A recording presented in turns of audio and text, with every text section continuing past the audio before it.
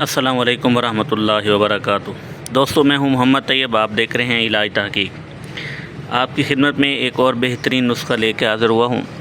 آج کل اکثر لوگوں کی یہ شکایت رہتی ہے، وہ یہ کہتے ہیں کہ ہم کھاتے پیتے ہیں، غذائیں بھی استعمال کرتے ہیں، لیکن ہمارے بدن کو لگتی نہیں ہیں، اور اسی طرح جو ہے جن لوگوں کا جسم جو ہے وہ ہلکا پھلکا رہتا ہے، فربا نہیں ہوتا، موٹا نہیں ہوتا۔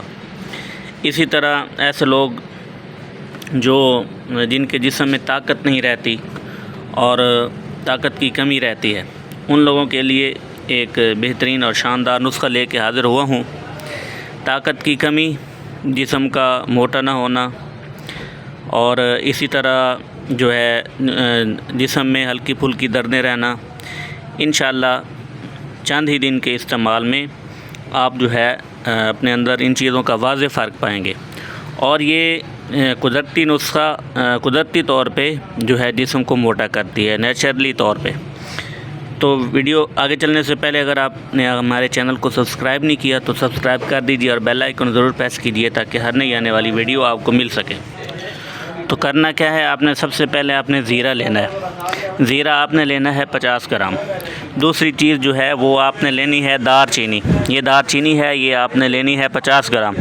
اور تیسری چیز یہ آپ نے سونڈ لے لینی ہے آپ نے 50 گرام۔ اسی طرح کالی مرچ، یہ آپ کے سامنے موجود ہے، یہ آپ نے لینی ہے 50 گرام۔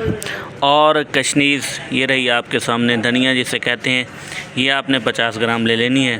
اور یہ رہا جی اناردانہ، یہ آپ ویڈیو میں دیکھ بھی رہے ہوں گے، یہ آپ نے لینا ہے 100 گرام۔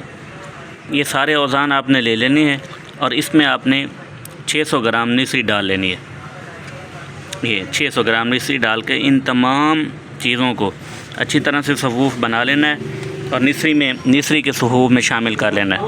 نسری کے صفوف میں شامل کر کے اچھی طرح سے پیسٹ بنا کے مکس کر کے آدھا چمچ صبح اور آدھا چمچ شام دودھ کے ساتھ لیں انشاءاللہ۔